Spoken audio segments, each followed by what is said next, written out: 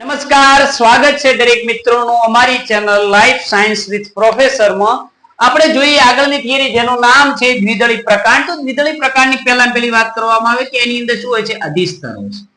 અને એ જ અધિસ્તર છે ક્યુટિકલ નું આવરણ ધરાવે છે. એનો મતલબ કે કેવું હશે? પાણી પ્રત્યે અપ્રવેશીલ હશે.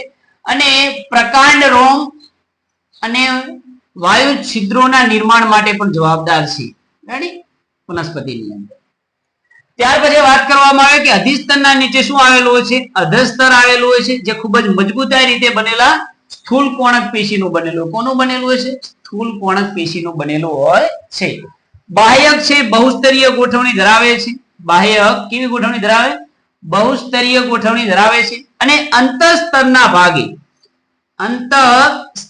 ભાગે વાત કરવામાં આવે કે જો કે સૌથી પહેલા પેલું બહારનું આવ્યું અધિસ્તર. અધિસ્તર પછી તરત જ એની ગોઠવણી હોય છે. દાખલા તરીકે આપણે આકૃતિમાં દોર્યું નથી, પણ હું બહારથી એક લીટી કરીને દોરી નાખું કે આ છે એનું અધસ્તર. શું છે આ? શું છે એનું? અધસ્તર. અધસ્તર. એના પછી આવે છે એનું નામ છે બાહ્યક, અને એના પછી આવે છે અંતસ્તર.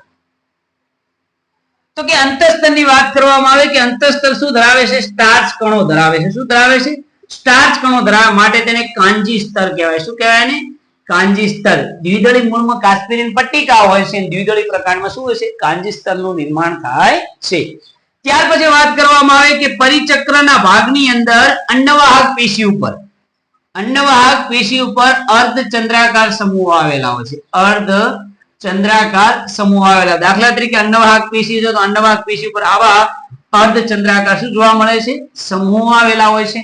અને પરિચક્રના ભાગની અંદર મૃદુતક કોષો આવેલા હોય છે, જે શાનું નિર્માણ કરે છે?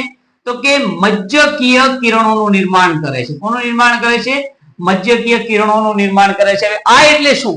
તો કદાચ તમે કોઈ વનસ્પતિનું લાકડું કાપ્યું હોય તો તમે આવી રચના જોઈએ છે એની અંદર, કે આ રીતે કિનારી તરફ આવી રીતે કિરણોનું નિર્માણ થતું હોય છે, જેને શું કહેવામાં આવે છે? મજ્જકીય કિરણો કહેવાય. શું કહેવાય ને? મજ્જકીય કિરણો કહેવામાં આવે છે. કોઈ લાકડું કાપો ત્યારે તમને આ રચના બહુ સારી રીતે જોવા મળે છે. એ સિવાય વાત કરવામાં આવે કે દ્વિદળી પ્રકારની અંદર દ્વિદળી છે તો એની અંદર જલવાહક અને અંડવાહક પછી એધાની પણ હાજરી જોવા મળતી છે. અને એધાની હાજરી હોવાના કારણે આને કેવો વાહિપુલ કહેવામાં આવે છે? વર્ધમાન વાહિપુલ કહેવાય. શું કહેવાય ને? વર્ધમાન વાહિપુલ કહેવાય. અને દ્વિદળી પ્રકારની દ્વિતીય વૃદ્ધિ પણ થશે, કારણ કે એધાની હાજરી છે તો દ્વિતીય વૃદ્ધિ પણ જોવા મળશે. અને એ સિવાય એક બીજી વાત કરવામાં આવે, અન્ય વર્ણન બીજી વાત કરવામાં આવે તો કે દ્વિદળી પ્રકાંડ છે તો કે એની અંદર કેવી ગોઠવણી જોવા મળે છે? તો કે અંતરારંભી ગોઠવણી જોવા મળે. કેવી ગોઠવણી જોવા મળે? અંતરારંભી ગોઠવણી. એનો મતલબ કે આદિ દારૂનું નિર્માણ ક્યાં થયું હશે? કેન્દ્રમાં થયું છે. આદિ દારૂનું નિર્માણ ક્યાં થયું હશે? કેન્દ્રમાં થયું હશે.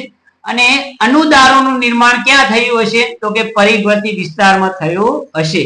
અને આદિ દારૂ અનુદારો શબ્દ કોના માટે વાપરવામાં આવે છે? તો કે જલવાહક પેશી માટે વાપરવામાં આવે છે. તો રેડી? તો આ છે તમારા દ્વિદળી પ્રકારનું ખૂબ જ બેઝિક અને ખૂબ જ સરળ ભાષામાં વર્ણન. આના પછી આપણે અન્ય લેક્ચરની અંદર થિયરી જોઈશું, જેનું નામ છે એકદળી પ્રકાંડ.